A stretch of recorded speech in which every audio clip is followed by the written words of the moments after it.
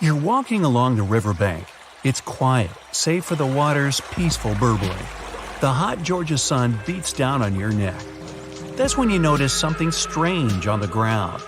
Looks like a quarter-sized black coin with a weird pattern on it. You bend over for a closer look.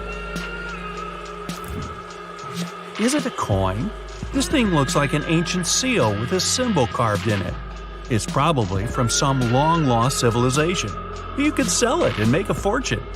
You crouch down on one knee to pick up your newfound treasure.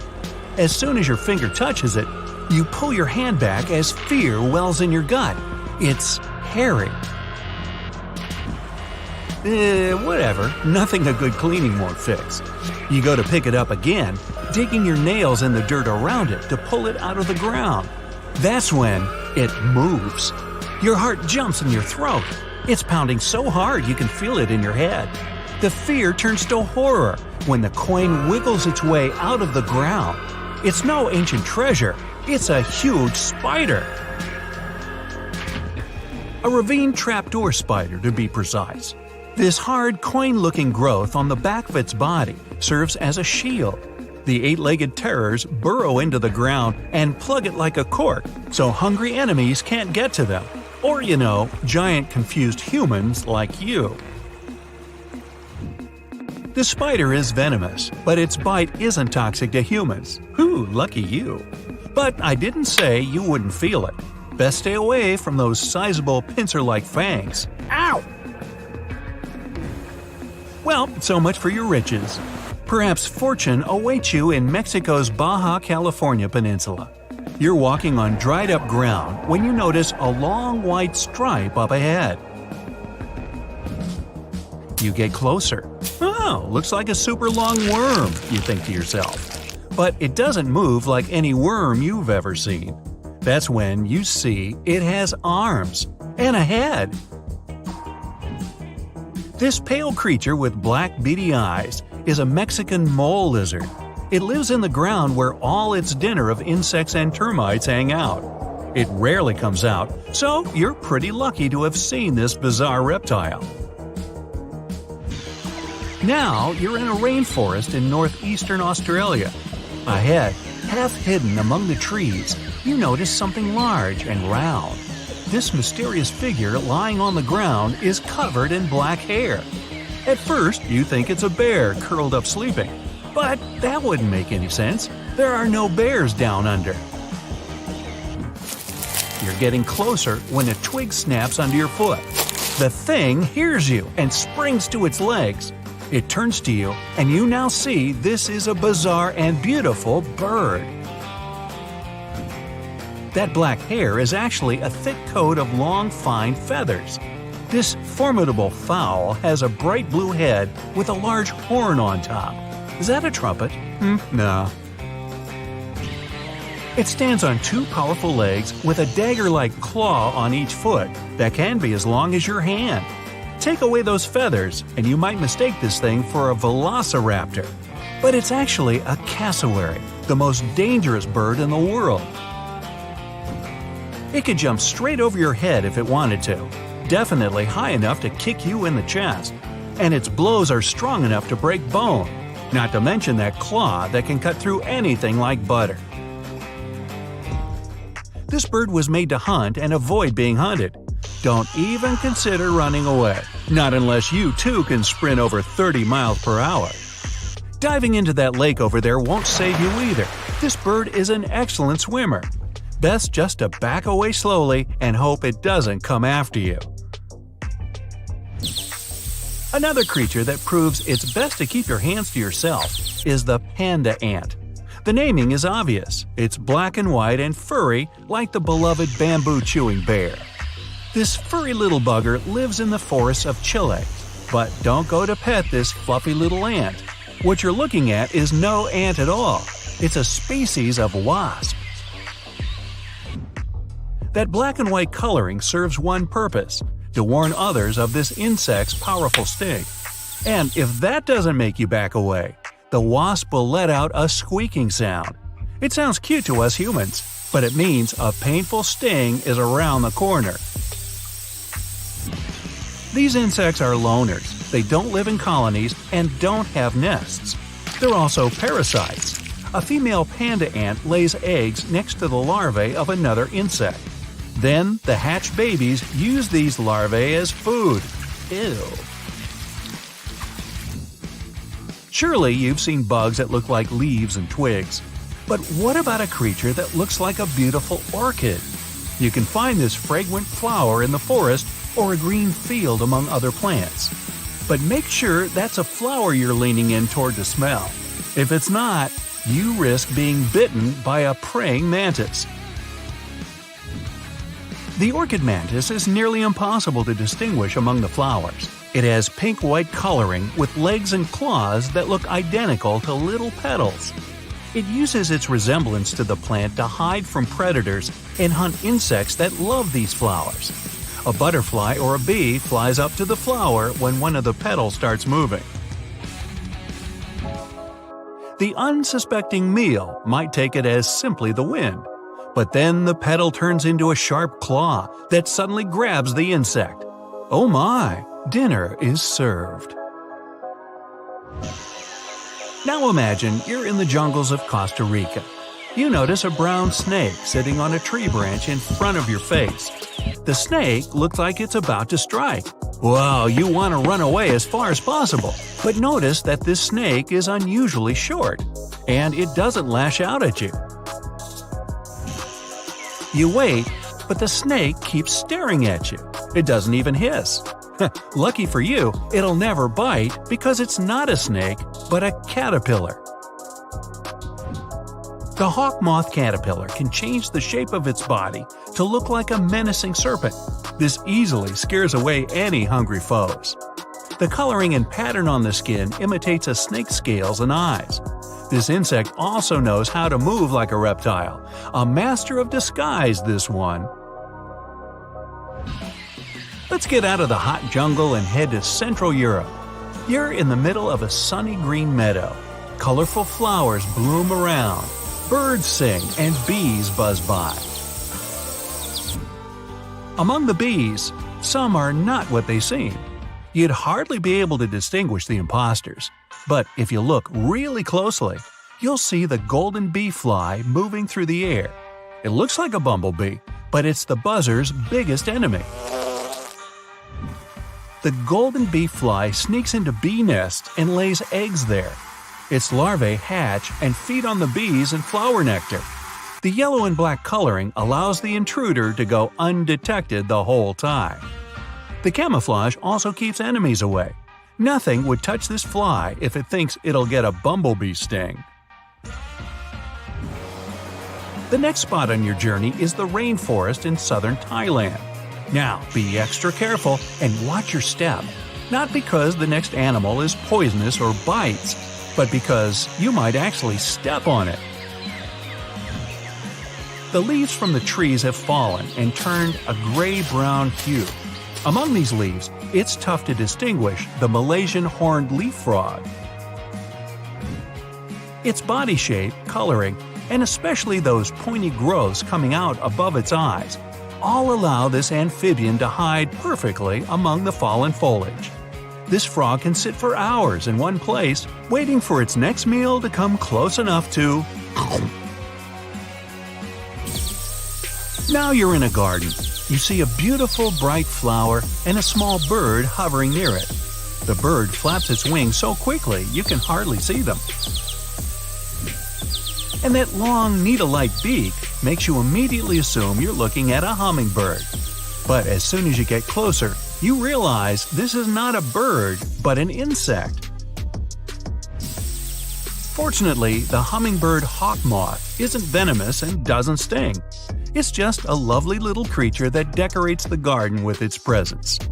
Many people even grow plants rich in nectar to attract these moths. Hey, that's an idea. Hold on to your hat, my friend. These internet users came across some hauntingly spooky stuff IRL, but I'm guessing you'll want to stay away even from these pics. Picture this. You're boarded and ready for takeoff in a huge Boeing jet. It's your first time on an airplane. You were scared, but people kept telling you it was safe. You've convinced yourself it would be all right when the pilot comes on the speaker with some disturbing news. Good morning, folks. Our flight has been canceled for safety reasons. It appears that a cloud of bees is hovering close to one of our wings, and we'll have to remove them before takeoff. I have to say, this is a first.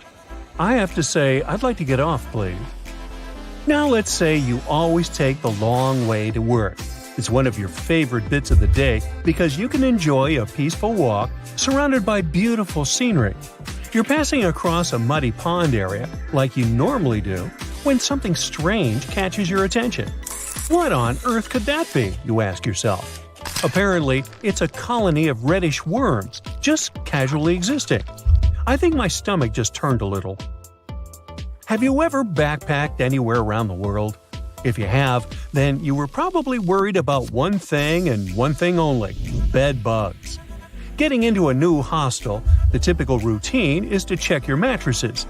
The worst thing is to sleep in a bed filled with these little creatures and then have to wash all your clothing the next morning just so you won't pass this around to other establishments. If you ask me, this appears like a bed bug and sci-fi beetle had a fight in this person's bed and this is what was left. Well, jokes aside, it reminds me of the remains of some bug. Which bug? I have no idea. I'd tell this woman and all hostel owners to use some kind of mattress protector, just so that backpackers all over the world can stop sweating so much over these tiny creatures. Now, you've just won an all-inclusive trip to Hawaii. Ah, the white sandy beaches and the amazing sunsets. You're happy to leave your fancy hotel and take long walks on the beach. But wait, what's that? It appears like a lobster shed its tail and the remains came floating all the way to the sand. But according to experts, that's not a lobster. They wouldn't shed just their tail. That appears to be some kind of isopod. Isopods are crustaceans that look somewhere between shrimps and lobsters. That's why you thought it was a lobster, huh? They also look like giant roly-polies. Do you know what these are? Someone had a roly-poly infestation in their house, and it does not look like something you want to have to deal with. Imagine spending your days hunting these tiny creatures all over your furniture. No thanks. Now, when I was a kid, I loved playing pranks on people. But I would be the first one to be completely spooked when someone played a prank on me. I'm guessing the person who ran into this thing on their office wall wasn't too pleasant. But hey, maybe it's karma, right? What goes around comes straight back around. Imagine it's a sunny Sunday morning and you went on a hike with your best friends. You hiked up a pretty steep mountain covered in knee-high vegetation. You know what that means, right? Bugs. The great thing about bugs is that they never cease to amaze you. There are endless varieties of extremely rare and never-before-seen bizarre bugs. The first one you met was this thing right here. It fell off your dog's back. It resembles a jackfruit seed mated with a spider, and this is what came out of that union. Hopefully, it's just a bizarre insect and not threatening in any way.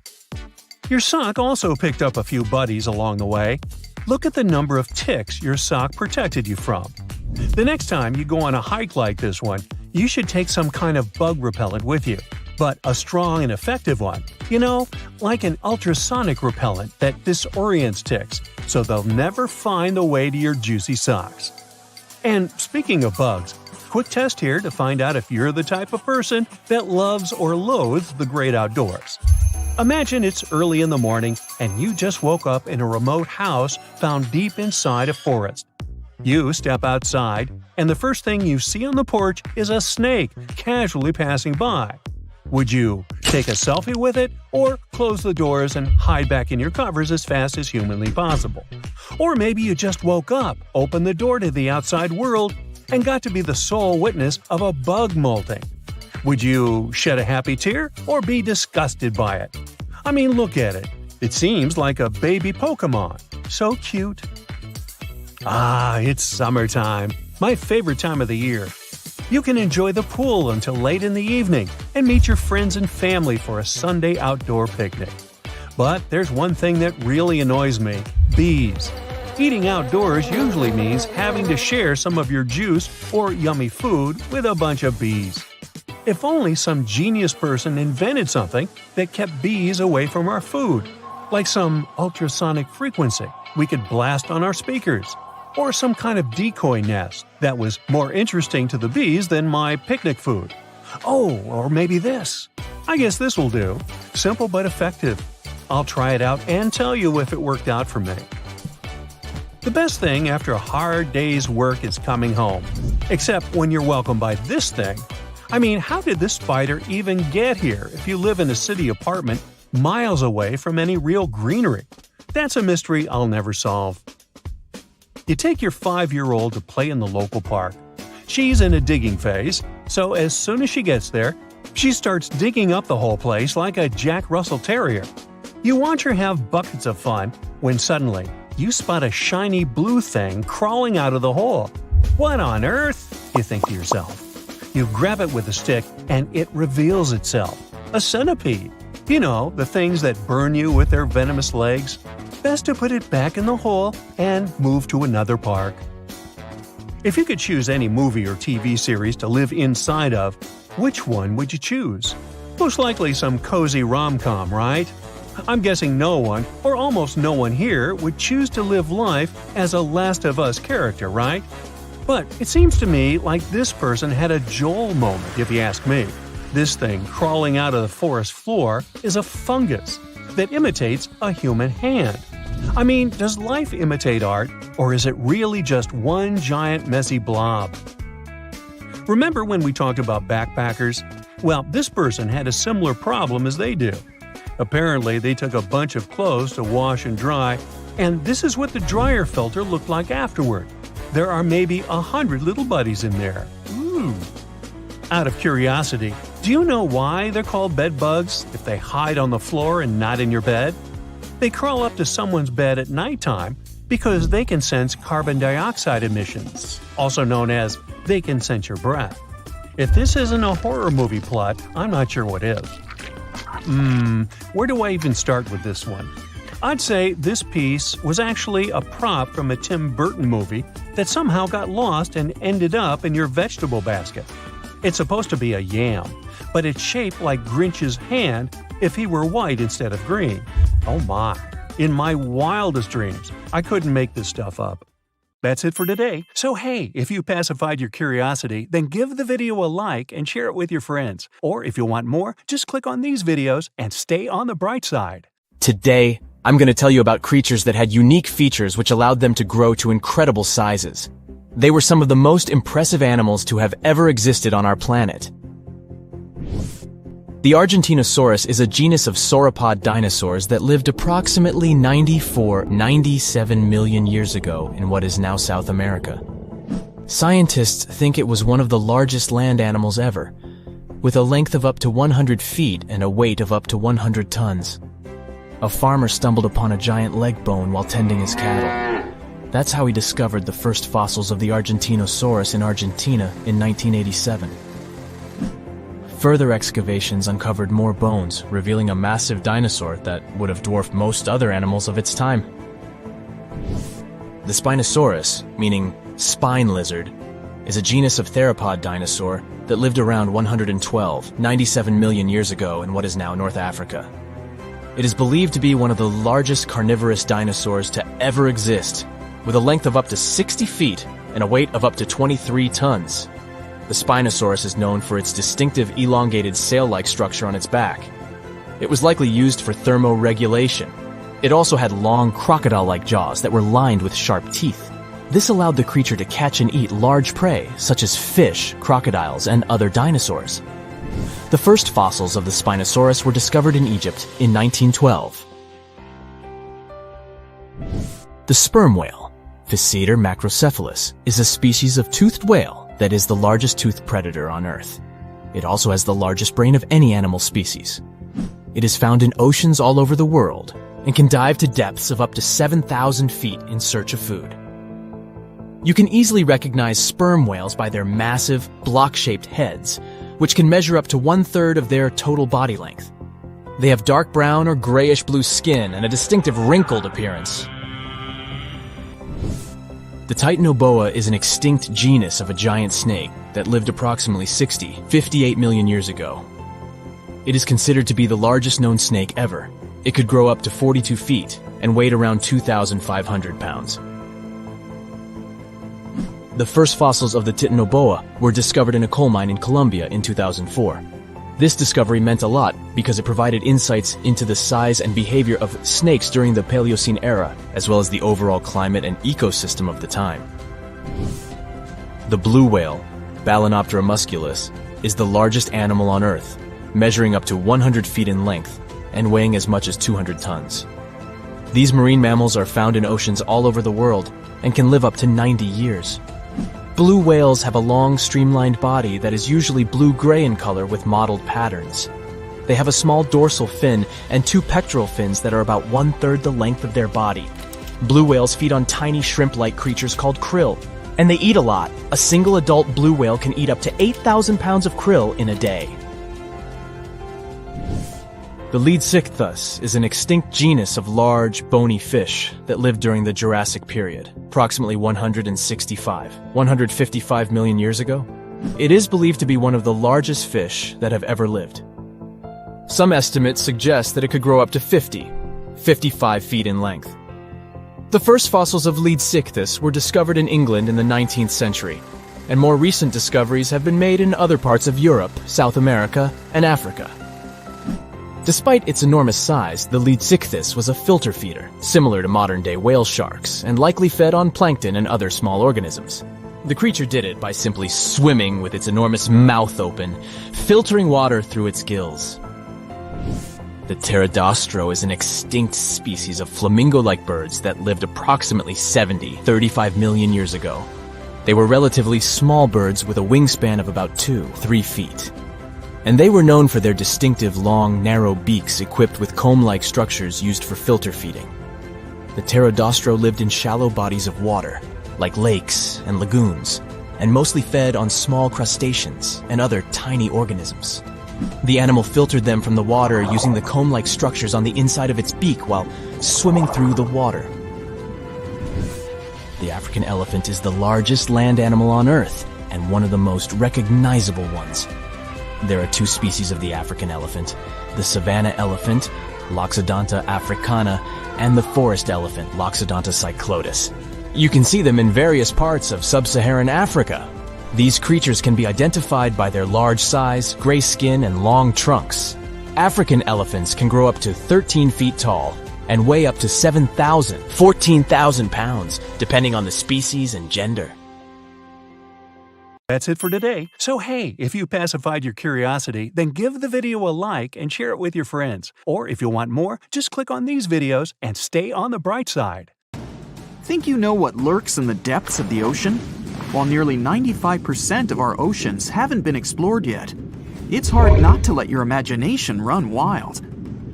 But thanks to brave explorers, deep-sea cameras, and awesome archaeologists, we do know about some pretty incredible sea creatures living in our waters today, and millions of years ago. From the 9-foot spider crab to the 60-foot prehistoric megalodon, these sea dwellers come in all shapes and sizes. But let's focus on sea creatures famous for their huge size. Can you guess which living species of whale is the largest? Well, it's not the orca, but that's a good guess. The orca is a toothed whale that can grow to anywhere from 23 feet to 32 feet, which is slightly smaller than a school bus. How about the narwhal? Nope, they're not the biggest either. These unicorns of the sea live mainly in Arctic waters and only grow 13 feet to 20 feet in length, and that's including their 9-foot tusk. Tired of guessing? Okay, I give in. The largest whale that still exists today is the blue whale. At a jaw-dropping 82 feet to 105 feet, the blue whale is not only the biggest whale we know of, but is currently the largest animal to have ever lived on Earth. Seriously. These animals are bigger than a T-Rex, and even the prehistoric megalodon. If you were to put a blue whale next to a school bus, it would look like it could swallow it. Think about that. According to National Geographic, a blue whale's tongue can weigh the same as an elephant. And their hearts can weigh as much as a car. That doesn't even sound possible. It's no wonder these giants need to eat about 4 tons of krill every day. While there aren't too many animals living today that can compete with the blue whale's epic proportions, there is an entirely different species that is a good contender, and it's not quite what you would expect. It's a jellyfish. No, I'm not talking about the little jellyfish that wash up on the shore and ruin a perfectly good day at the beach. I'm referring to the lion's mane jellyfish, the biggest jellyfish around. This invertebrate can grow up to 120 feet long. They also come in different gorgeous colors like red, purple, or even shades of orange. As if their length wasn't impressive, the lion's mane jellyfish boast a whopping 8 sets of 70 to 150 tentacles. That means they can have up to 1,200 in total. And here's the giant oceanic manta ray, the largest type of ray in the world. Their wingspan can be longer than a bus. These guys can reach 30 feet in length. They also have the biggest brain compared to body size among all fish. Unlike their stingray cousins, mantas don't have venomous tails. And while the lion's mane jellyfish and the blue whale are yet to be beaten for the longest sea creature, there is one marine creature that can grow even larger in length. The Portuguese Physalia physalis, tentacles and all, can reach a length of 165 feet long, and that's according to mentalfloss.com. While this thing may look a lot like a jellyfish, it's actually known as a siphonophore, and there are hundreds and sometimes thousands of them that are genetically identical. Their long tentacles help the organism catch prey, and its sting is fatal to most animals, even humans in some cases. What's even creepier is that if one of the tentacles comes off the organism for whatever reason, it can float around the water for days before decomposing. Even if it's detached, this tentacle can still sting you. But don't go running out of the ocean just yet. Your chances of being hurt by a Portuguese Physalia physalis sting are pretty slim. However, if you do get stung, the side effects aren't pretty, with welts, stomach cramps, an elevated heart rate, and an upset stomach. While you don't want to go anywhere near these long creatures, they sure are pretty to look at. Check out all those colors. The Shastasaurus is the biggest marine reptile that has ever existed. These predators lived during the late Triassic period, about 210 million years ago. These amazing giants could reach lengths of up to 69 feet and weighed more than 75 tons. This made the Shastasaurus as heavy as a blue whale. And if you could stand this creature up vertically, it'd be as tall as a 7-story building.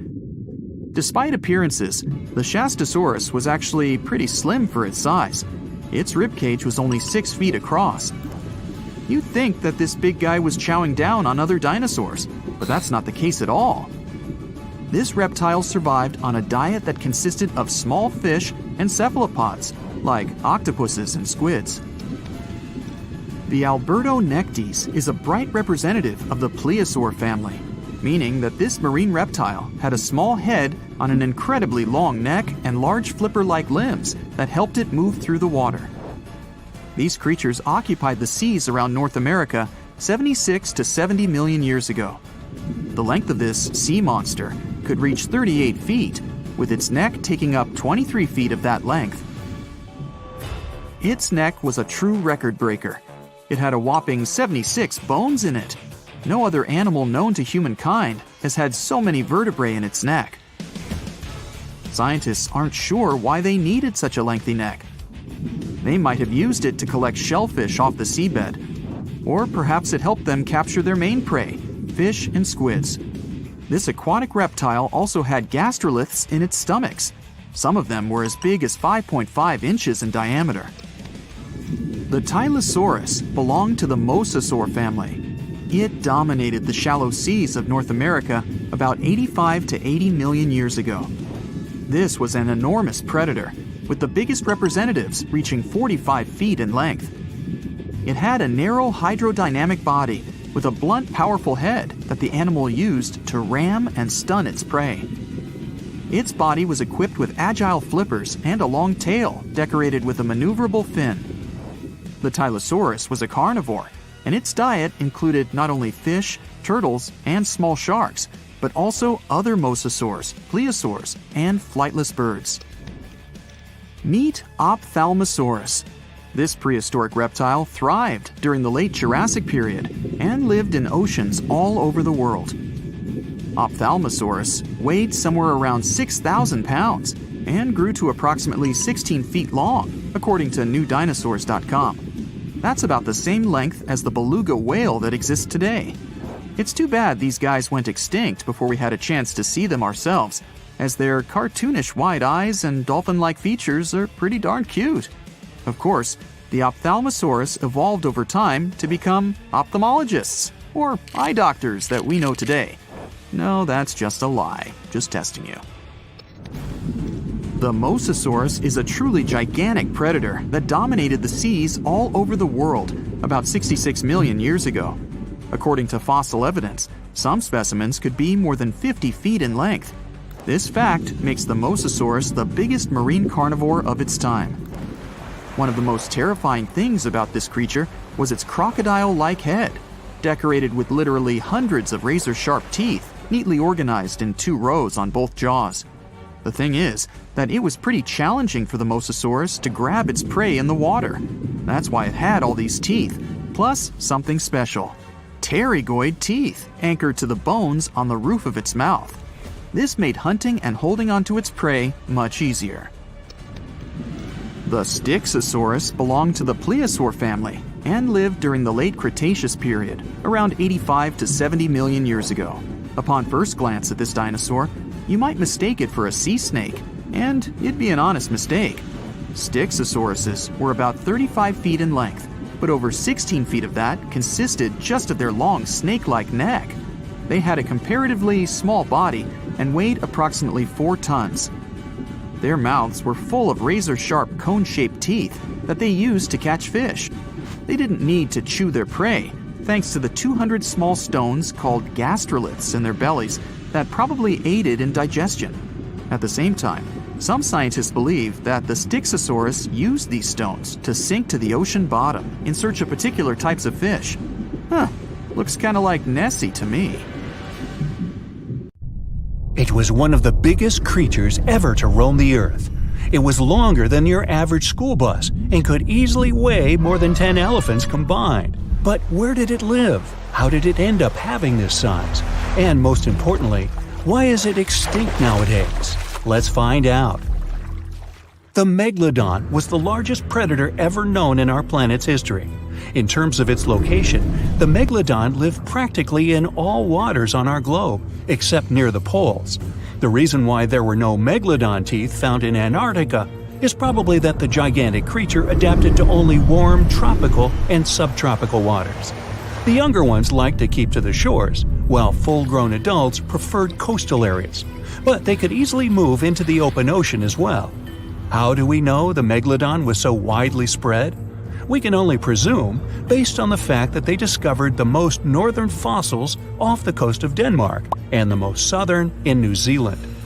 The discussion of how the megalodon got this size is still open in the scientific community. They recently found out that not all the specimens from this fascinating species reach the same huge size.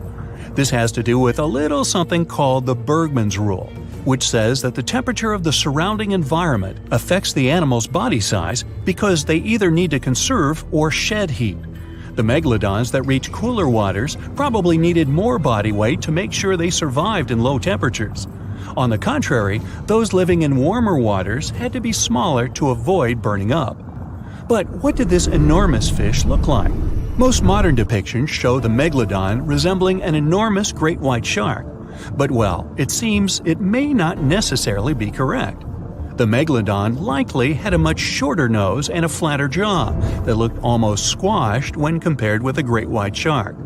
It also seems to have something in common with the modern blue shark: extra-long pectoral fins. They needed these to support their weight and size while navigating the planet's waters.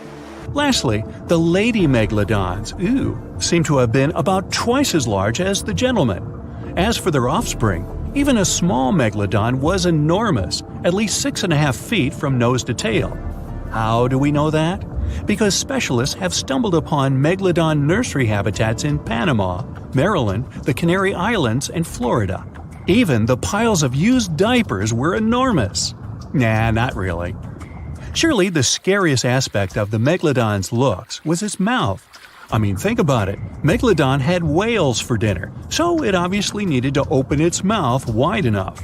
Scientists have estimated that its jaw would span a mind-boggling size, 9 by 11 feet wide. Just to paint you a better picture, that means it could have easily gulped down 2 adult people side by side. Wait, which 2 adults? Those impressive jaws also feature 276 teeth. Based on modern reconstructions of the force of its bite, it looks like it may have been one of the most, if not the most, powerful animals of prey ever to exist. For comparison, humans can have a bite force of around 1,300 newtons. Today, great white sharks have been estimated to be able to bite down with a force of over 18,000 newtons. The megalodon tops all the records, with an estimated power of bite up to 10 times greater than that. It could basically crush a car with very little effort. Its teeth were also pretty amazing. Similar to sharks, the megalodon was fast in replacing its broken or worn teeth. With 4 or 5 rows of teeth in its mouth, it basically acted like a conveyor belt, growing back damaged or missing teeth within about 48 hours. This means that an adult megalodon probably would have grown several thousand teeth throughout its lifetime. It was nice of them to do that, though, since it's probably one of the reasons why megalodon teeth are so common in fossil records, and we're able to study them properly. To maintain its impressive physique, the megalodon had to eat somewhere around 2,500 pounds of food per day. Can't wrap your head around that? Well, it was the equivalent of 1¼ cows per day to survive. It's like if you had to eat 3,300 cans of tuna every day. I've used the word megalodon a lot, but have I mentioned where it comes from? When translated from Greek, it means giant tooth. Ah, those clever Greeks. However, this giant shark's full scientific name is a bit more complicated: Carcharocles megalodon. But are these gigantic predators actually extinct? We tend to believe so, but let's be honest for a second. We've come to know more about the surface of Mars than the depths of our oceans. Like, we've only explored 15% of our oceans altogether. Who knows what may be lying out there in the deep? Maybe some ancient predators? The Mariana Trench is the deepest oceanic trench on Earth. The Challenger Deep, its deepest part, is so deep that you could dip the whole of Mount Everest in there and it would still be over a mile above the surface. That's deep. If a megalodon or 2 ever needed a place to crash, that would be a discreet enough location. However, the Mariana Trench is not a particularly comfy place to be in. Because it's cold and steeped in total darkness and all. The temperatures here are around 36 degrees Fahrenheit all year round. And to top it all off, the pressure is 1,000 times stronger than at sea level. So it's safe to assume that if any megalodon is hiding in here, its teeth and bones might not be looking so good. Because of the intense pressure here in the Mariana Trench, proteins and calcium start to dissolve and disintegrate. That's why, for example, the Haddell snailfish, the deepest dwelling fish we've discovered, has evolved to feature flexible cartilage instead of bones. To survive here, the megalodon would also need to learn to navigate in complete darkness. That means it would have to either become luminescent or evolve to grow massive eyes like the giant squid. While it may sound like an intriguing and good idea for a movie script, most scientists don't think it's possible. Why? Well, most of them say it's because of the megalodon's size. Most foods that megalodons like to eat live in shallow ocean areas and not in the deep, deep sea. Specialists believe that if these animals were actually still roaming our waters, there's no way we wouldn't know about it. They would need to come up for dinner every now and then, right? Their food is also the most likely cause of why the megalodon is not alive anymore. While some specialists believe the megalodon became extinct because of a drop in the ocean water temperature, most scientists suggested that the shifting food chain dynamics may have been more to blame. Why? Because at some point, there was less and less of its primary food source, baleen whales, and at the same time, the numbers of its natural competitors, like smaller predatory sharks like the great white shark and whales, increased. The megalodon did live on this planet a lot more than we did, and way back when we didn't even exist yet. They were here for nearly 70 times longer than we, modern humans, have, inhabiting the oceans for around 20 million years. Homo sapiens appeared around 300,000 years ago.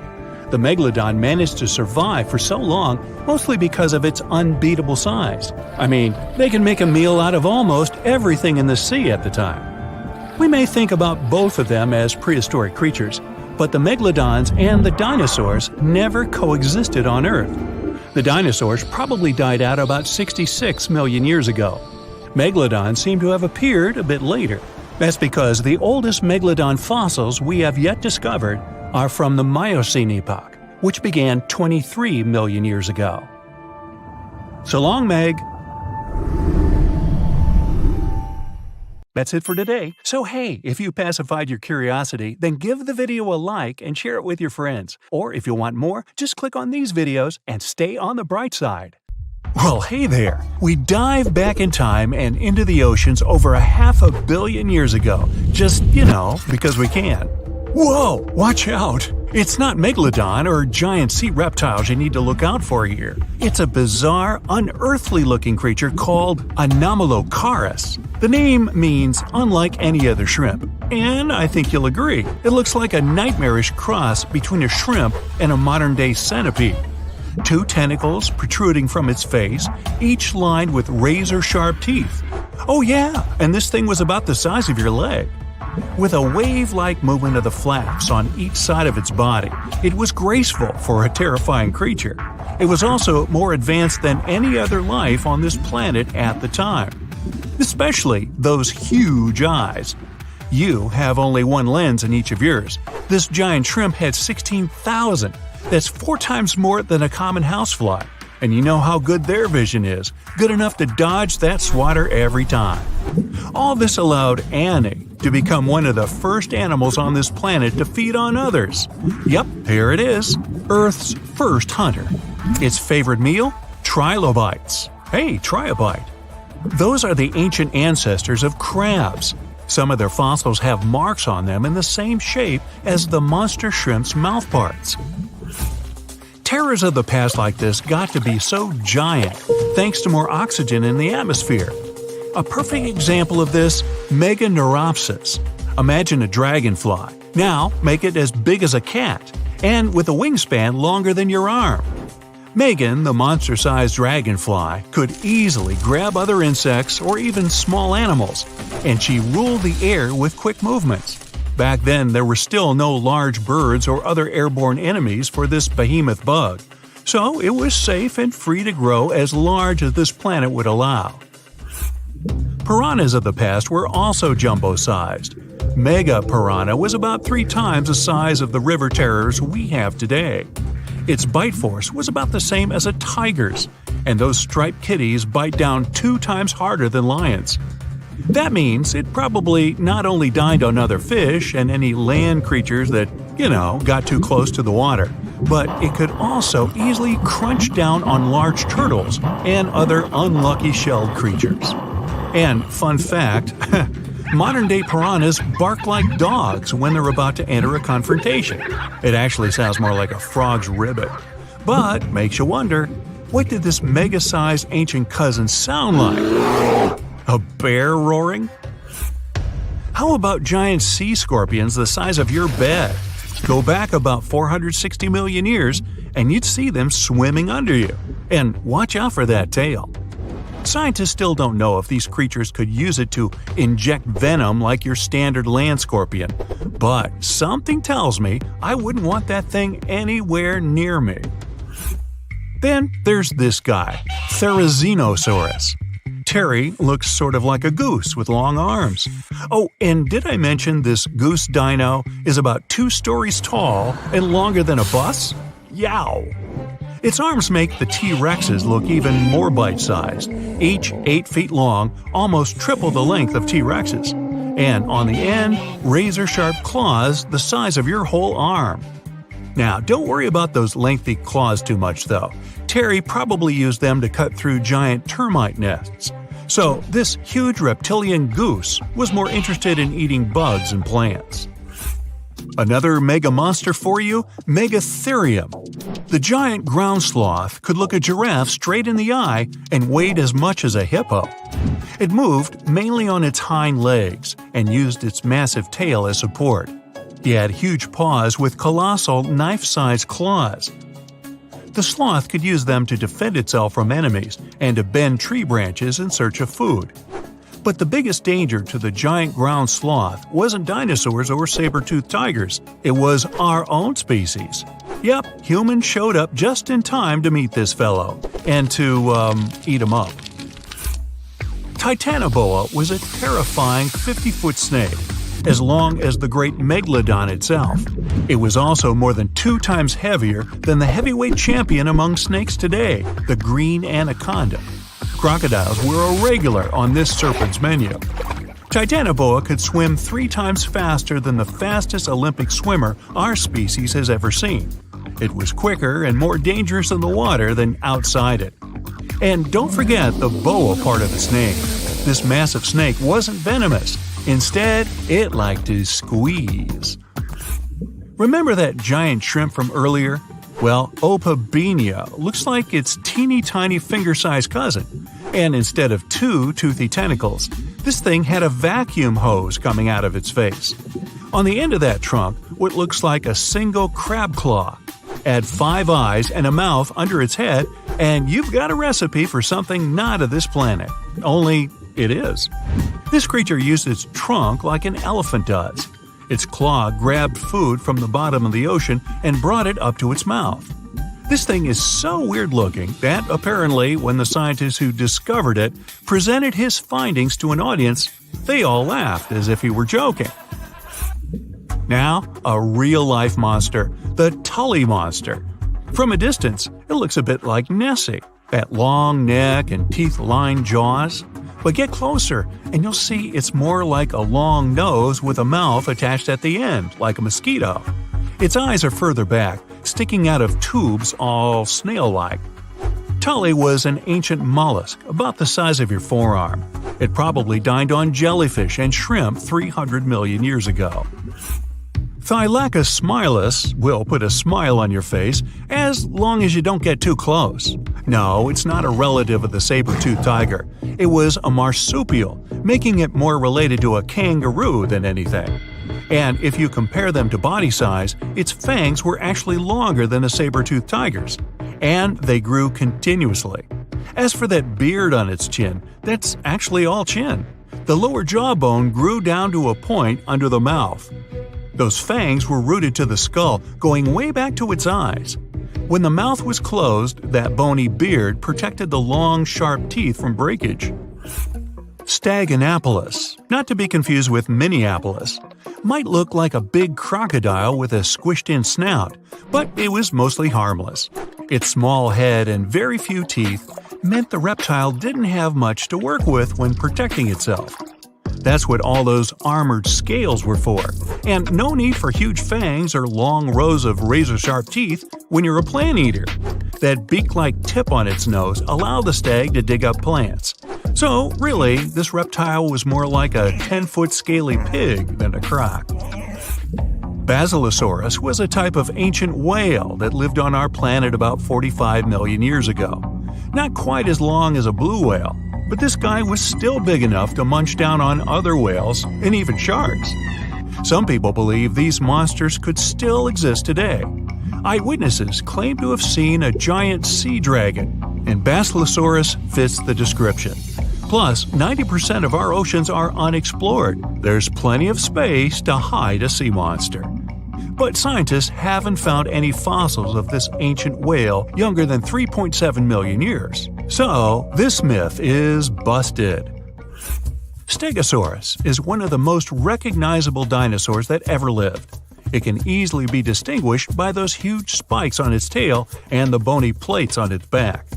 It was twice as long as a giraffe and nearly 5 times heavier. But compared to its body size, it had the world's smallest brain. It was no larger than a dog's. Pelagornis had the largest wingspan of any bird ever discovered. It was twice the size of the largest bird today, the wandering albatross. Such huge wings made it hard for the bird to take off. It could only do so by jumping off cliffs. And when it finally spread its wings, this giant could only go about 40 miles per hour. The fastest bird today can reach speeds 5 times that. 450 million years ago, no, I wasn't around then, the sea level was higher, coral reefs started to form, the climate on our planet was stable and warm, not even dinosaurs were around yet.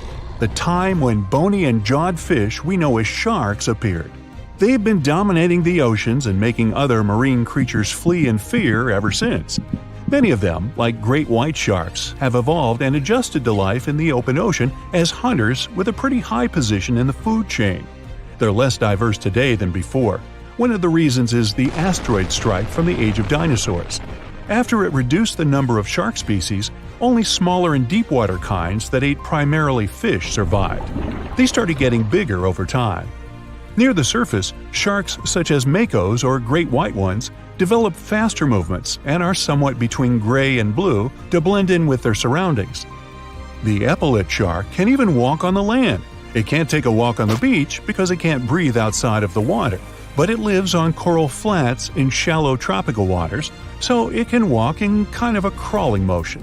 But deep down below, there are mysterious, alien-looking, often huge shark species that didn't come to the surface, which is why they didn't need to adjust to the new environment and different conditions. They haven't changed a lot through time, so they're some living fossils. These creatures mostly don't have 5 gill slits, the most common number, but 6 or 7. It's because there's less oxygen the deeper you go in the ocean, so they need more gill slits. Sharks on the surface evolved to have fewer gill slits. 6-gill sharks are the most primitive sharks we have today. Their skeletons are like those of ancient extinct sharks, and they can survive only in very deep waters. Like cats, sharks have a layer of reflective cells placed inside their eyes, which helps them see better in the dark, deep sea or cloudy waters. Sharks on the surface have big eyes because they evolved to hunt in the sunlight, so they tend to rely on their vision. Those that live in shallow waters have small eyes, so they can protect themselves from the sand. Like some other deep-sea creatures, 6-gill sharks also have bigger eyes to take in as much light as possible. They have more light-sensing rods, but don't distinguish colors that well. In the ocean's twilight zone, with the minimum of sunlight, there's a couple of bioluminescent shark species. They don't take in light within their eyes, but produce or re-emit it with their bodies. Their skin or organs have specialized cells that produce a soft blue-green light. Deep-sea creatures that produce their own light do that to attract their prey, deter animals from going after them, or, scientists think, communicate with each other. It can even help them to camouflage. They do it by hiding their silhouettes from animals going after them.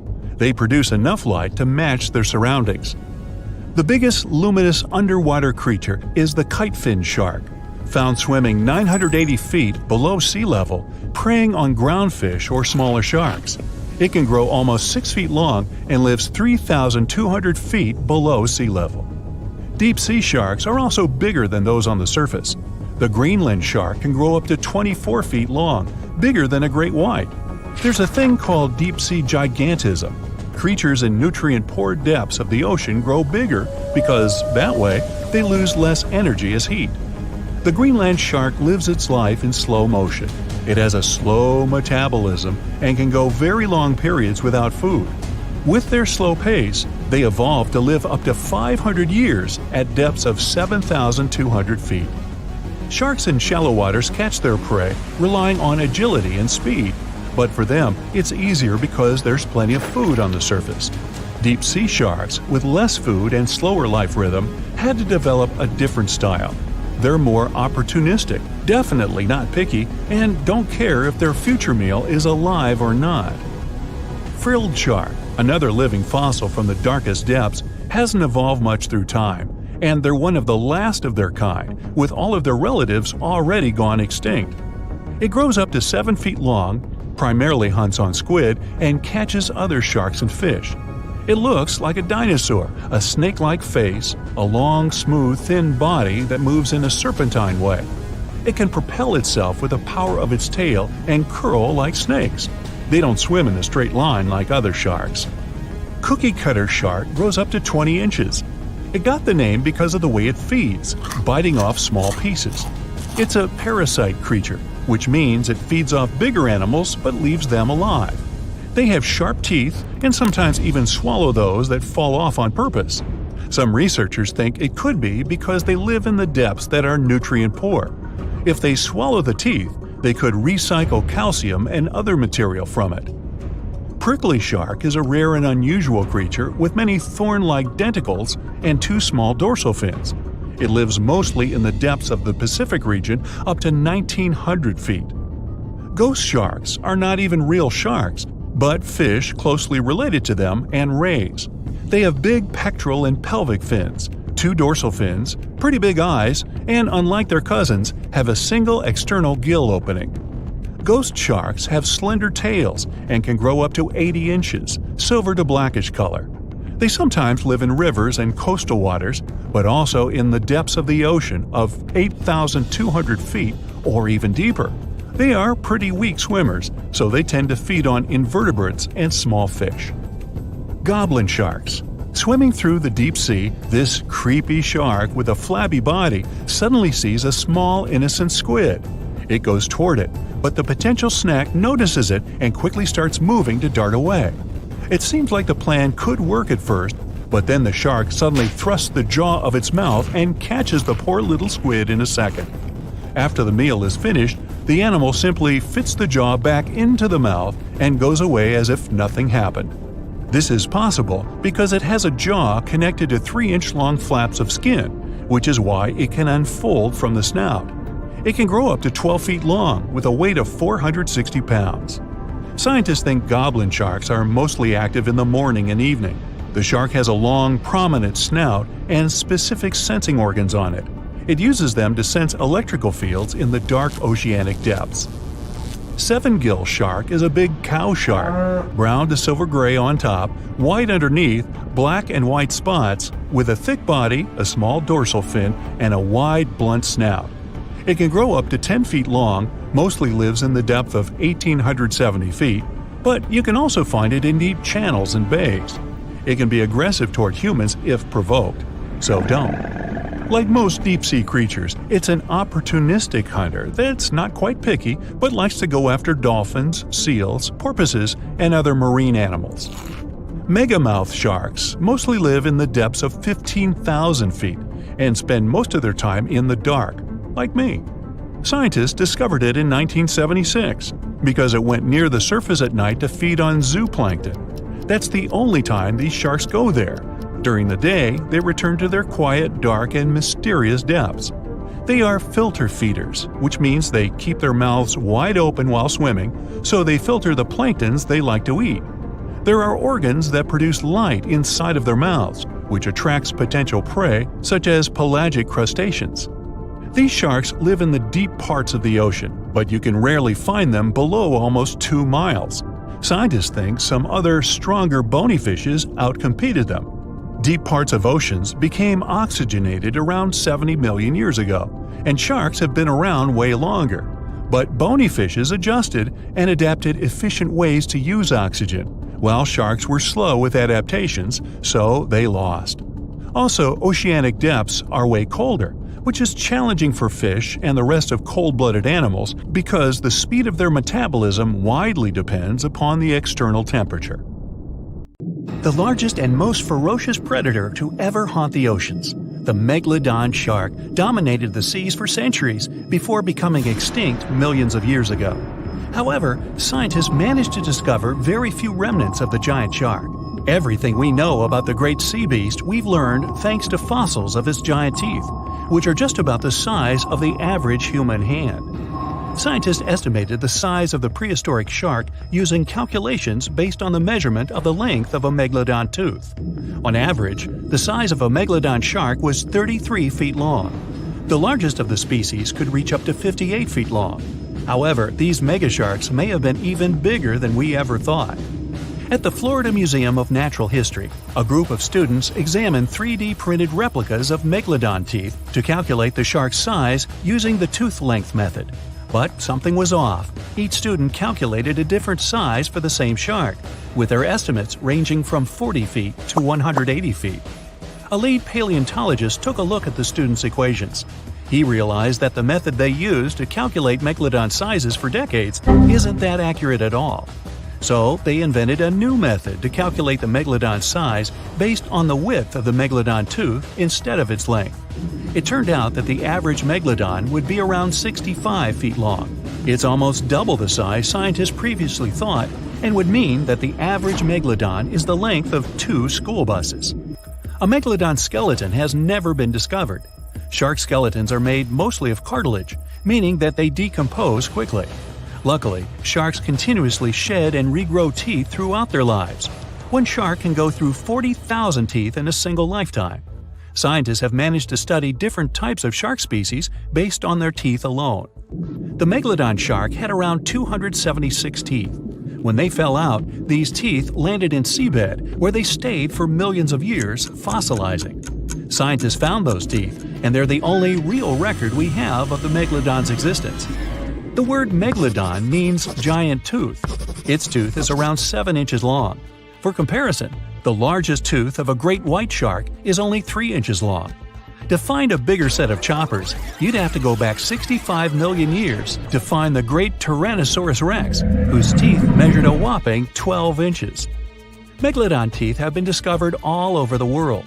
It means that, unlike other marine animals of its time, the megalodon was intercontinental. Even today, most sharks and marine animals tend to stick to one sea or ocean. The megalodon shark swam freely around the world, moving between tropical and subtropical waters. Megalodon teeth have been found in every continent apart from the freezing cold waters of Antarctica.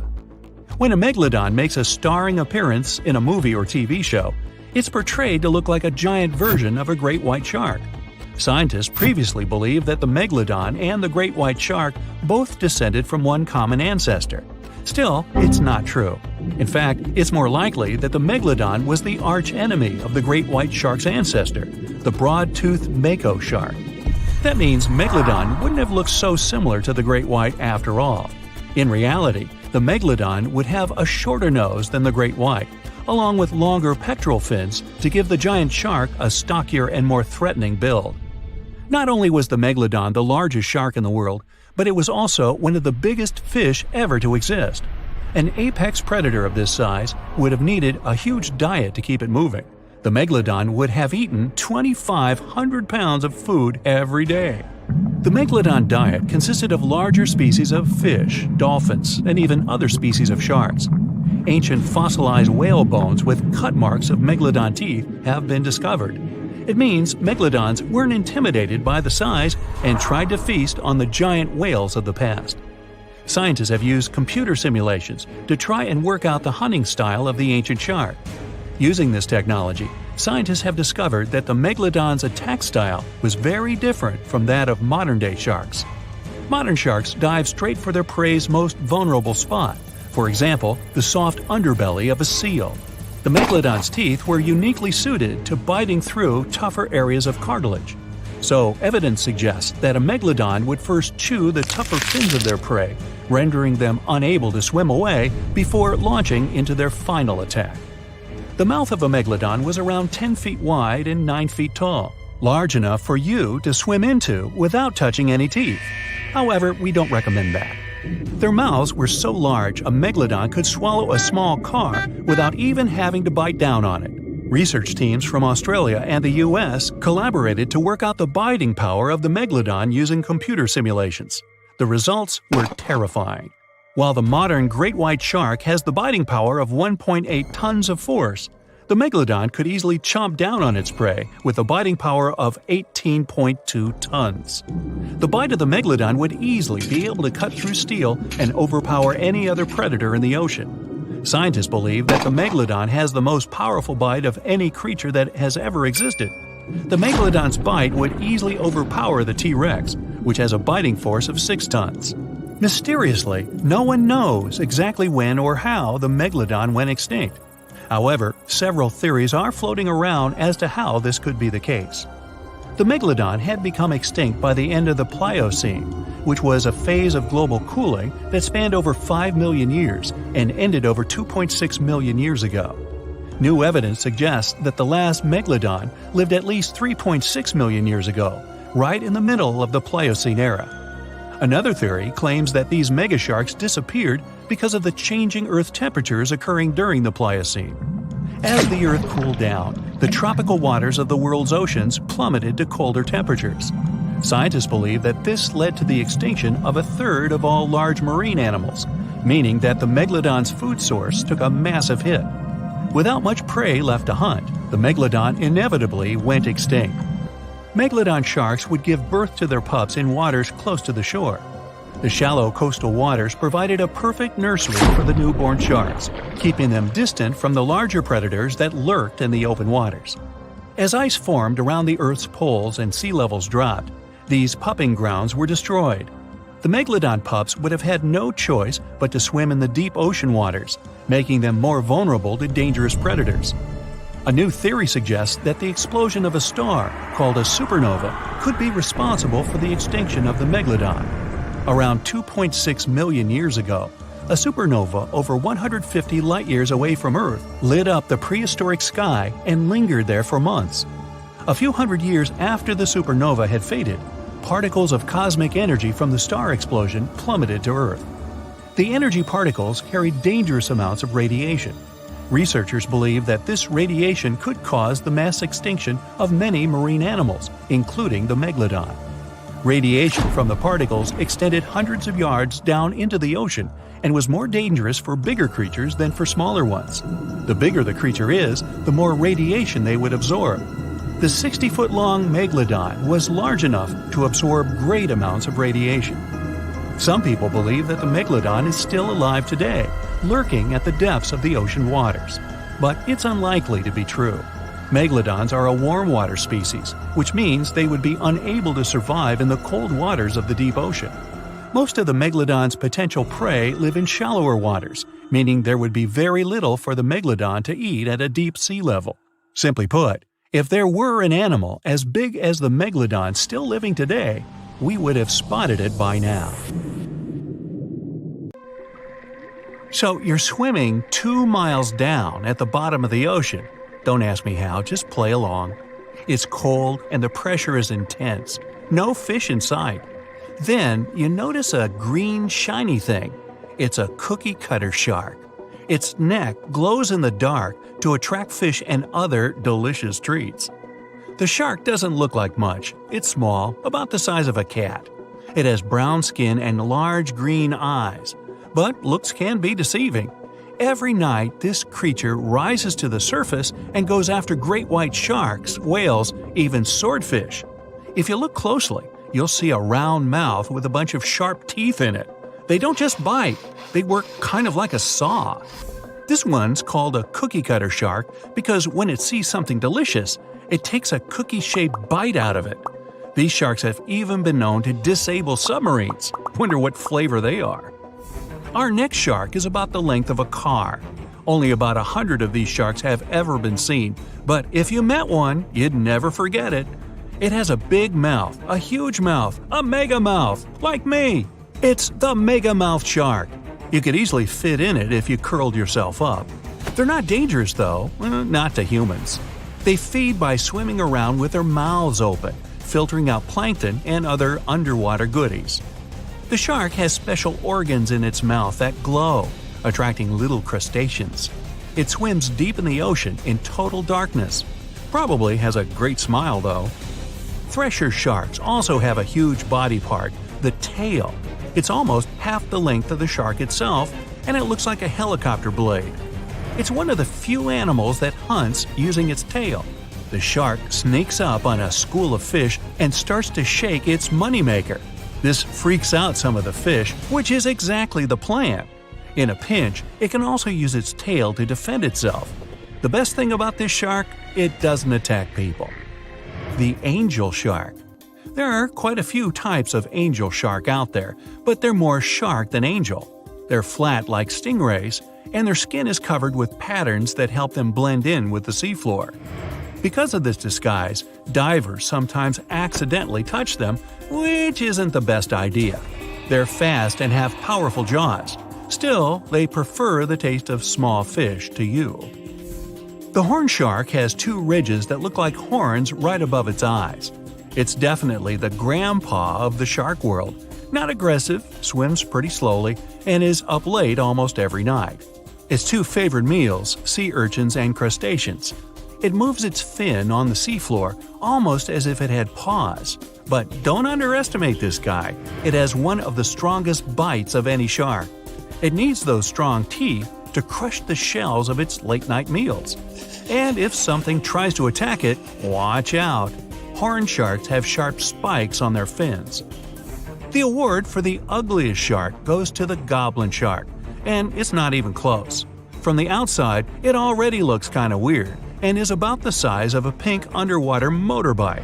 It has a long tail and a seriously long nose. It lives way down in the depths of the ocean and loves to eat squid. It's not as fast as its relatives, but it's way more sneaky. It has a secret squid catching technique which is totally wild. The shark swims behind the squid. It's catching up, getting closer and closer, but the squid isn't slowing down, no way. It looks like the poor goblin shark won't have any lunch today. Then it opens its mouth. Its jaw is attached to folds of skin that mean it can literally throw its jaw out of its mouth. And it's a shark, so those teeth are sharp. That extra reach helps it grab its lunch, and when the meal's over, it pops its jaw back in its mouth. These sharks have been seen many times off the coast of Japan. They're actually named after the goblins in Japanese myths and fairy tales. There's only one thing out there cooler than a ninja shark. It's the ninja lantern shark. Imagine there's a tube you can slide down that takes you to the bottom of the ocean. It's too dark, you can't see anything. Suddenly, a glowing dot, moving around in the distance. It's coming closer, shooting towards you. It's a blue glowing head. Worse, it looks like this head doesn't have a body attached to it. The ninja lantern shark has black skin, so it's almost invisible in the dark. It's only the size of a human arm, but its small, sharp teeth are no joke. No one really knows why this shark glows. Maybe to attract tasty fish? Another theory out there is that it uses this light to communicate with its friends. It has friends? The hammerhead shark. These ferocious sharks can weigh up to half a ton. They live in tropical waters all over the world, and they're one of the most recognizable sharks out there. Their eyes really are located on the sides of their hammerhead. This means they can see in almost all directions. They even have special neck muscles to lift their head up and down just to see that little bit better. Their favorite food? Stingrays. You know, those flat things that swim along the seafloor, camouflaged to look like sand and bits of rock. Stingrays get by blending in with their surroundings. Danger mostly just swims by. But the hammerhead's eyes see everything. Uh-oh. Great white sharks, hammerheads, and other large sharks live for about 25 years. But one shark can live much, much longer. The Greenland shark can live anywhere from 300 to 500 years. It lives mostly in the North Atlantic and Arctic oceans. It loves to swim deep down where it's dark, so it uses its nose to sniff out food. Since it spends so much time down there, it's figured out how to withstand the strong pressure. It's one of the oldest living, largest, and slowest fish on Earth. Just imagine, you're on an Arctic cruise and you see one of these sharks moving slowly through the freezing cold water. It might be 400 years older than you. Most sharks are omnivorous.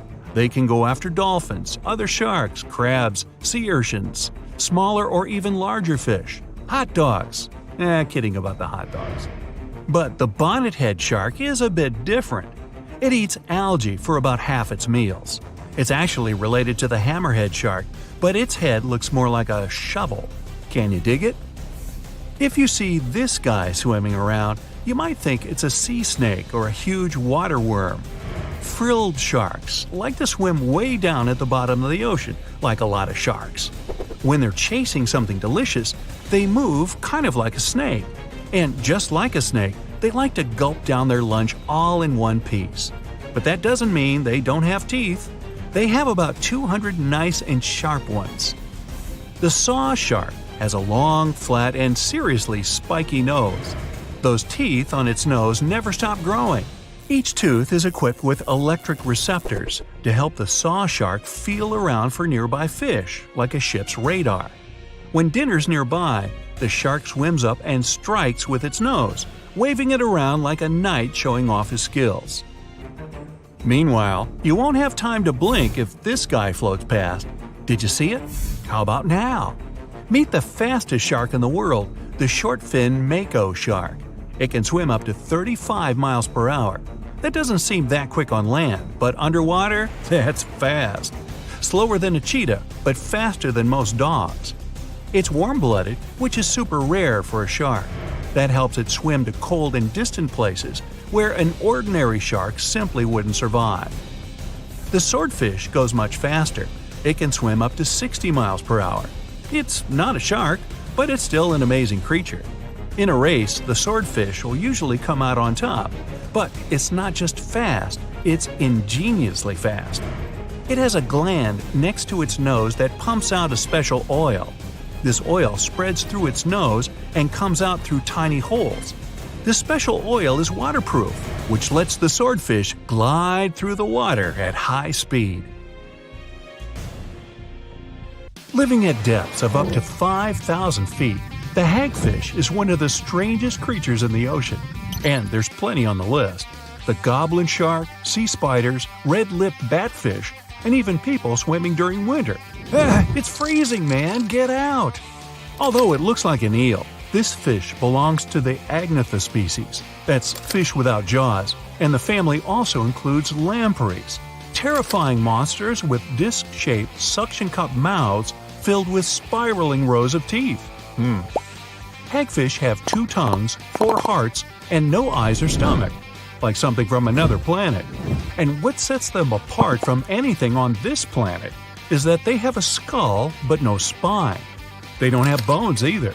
That unique spineless skull is made entirely out of cartilage, the same stuff in your ears and nose, that's right. Scaleless with skin that seems to fit over them like an oversized holiday sweater. It'd be a mistake to think this frail little creature would be an easy dinner.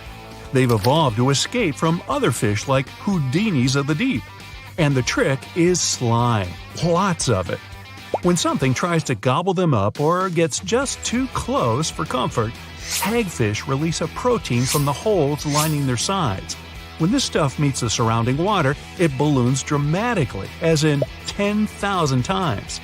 The more water touches it, the bigger this goo ball gets. A teaspoon of hagfish slime can turn into a bucketful in a second.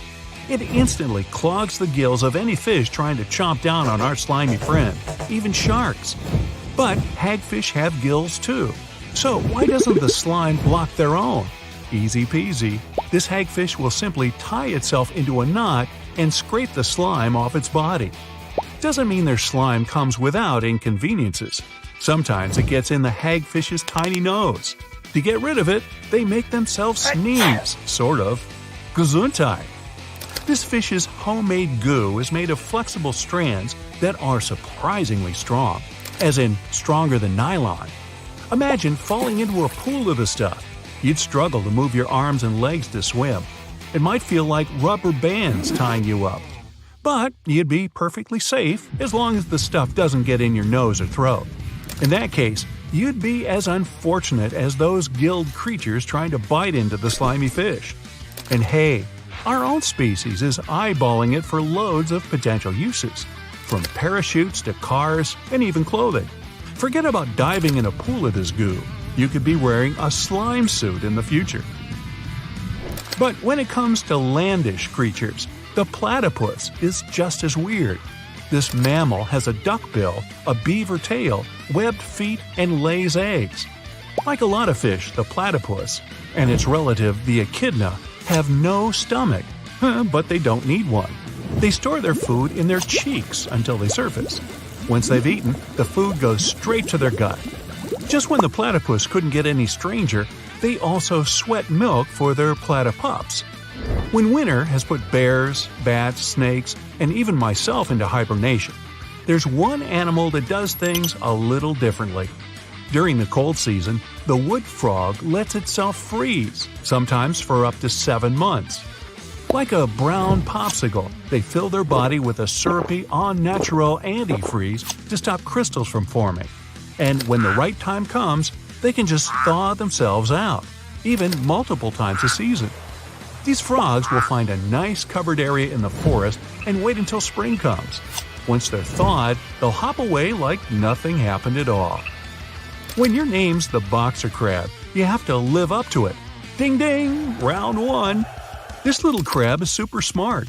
It has sea anemones living in its claws, and these DIY boxing gloves pack a punch. Carrying around these little tentacled sea creatures helps this tiny crab defend itself against fish and anything bigger than it. When feeling disturbed, the crab starts swinging and its gloves start stinging. The tentacles of sea anemones are covered in stinging cells that help the animal capture its lunch. Yep, that's no plant, it's a hungry beast. It's a win-win relationship. For helping the crab protect itself, the gloves get a fun ride around the ocean floor and free meals. Its other names don't sound as tough, but I assure you, the pom-pom or cheerleader crab looks cute but shouldn't be messed with. If you're afraid of spider webs, this is one to avoid. Darwin's bark spider is an orb weaver type that creates a jaw-droppingly large web for a penny-sized spidey. The silk in its web is 10 times stronger than Kevlar and double the strength of any other spiders on the planet. And the webs themselves can be as big as a king-size bed. Not that you'd want to sleep in one. Their web bridges are even more impressive. They can be over 80 feet long. The spiders build them across rivers to catch bugs flying over the water, or you rafting down the rapids. Watch out! And here I thought I spent too much time on the web. Gone to the beach on a hot sunny day when you realize you're out of sunblock. Hey, just do what hippos do. When they sweat, they create their own sunscreen. Living in the water for most of its life, a hippo's skin must stay wet to keep hydrated. When they do have to venture out of the water, something strange happens. The red or pink color we sometimes see on hippos are little beads of fluid that absorb the sun's UV and protect the skin from burning. They're also highly acidic to help stop bacteria growing on the skin. Hippos might look big and clumsy, but they could easily outrun and outswim the best Olympic athletes out there. Must be why the ancient Greeks called them hippopotamus, the river horse. Now, when you're a plant, it's hard to defend yourself, but not for the acacia tree. It has built-in bodyguards, ants. When a few of the leaves are getting nibbled on, the vibrations alert the ant brigade to head out and stop the trespasser. Living in the hollow thorns of the branches, the acacia ants come out and shock the hungry animal with their wasp-like stinger. The tree is so grateful to the ants that it feeds them yummy nectar. Not only do the ants stop animals from grazing too much, they also help improve the tree's health by reducing the bacteria that would be on the leaves. Now, never heard of a sea squirt? I don't recommend getting too close unless you want water in your face. The sea squirt may look like an underwater plant, but it's an animal more closely related to us than a cockroach. These squishy little creatures are in an umbrella category with vertebrates, like you, me, and anyone or anything else with a fancy backbone. That big happy family is called the chordates.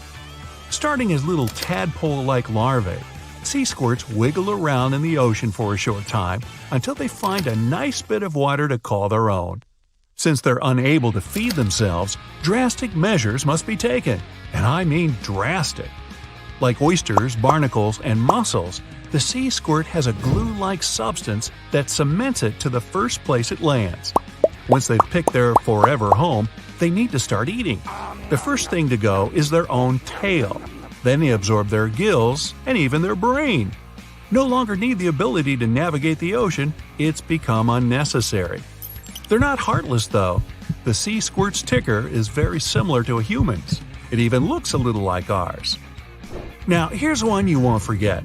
Lobsters, crayfish, and crabs have teeth in their stomachs. After they gulp something down, the food in their stomach gets ground up by large teeth. This is called gastric milling, and it helps the crustaceans digest it easier. One species of crab had to take it a step further, of course. The ghost crab uses these teeth not only for eating, but also to growl. By grinding their tummy teeth when scared or struggling with another crab, they're warning to get away. Well, when you don't have vocal cords, stomach growling will have to do. They're also the fastest type of crab on the planet. They can move 100 body lengths per second. That'd be like you running 1.5 football fields in the blink of an eye. Whoa, look at that! Snakes, crocodiles, big lizards. Not exactly a big deal.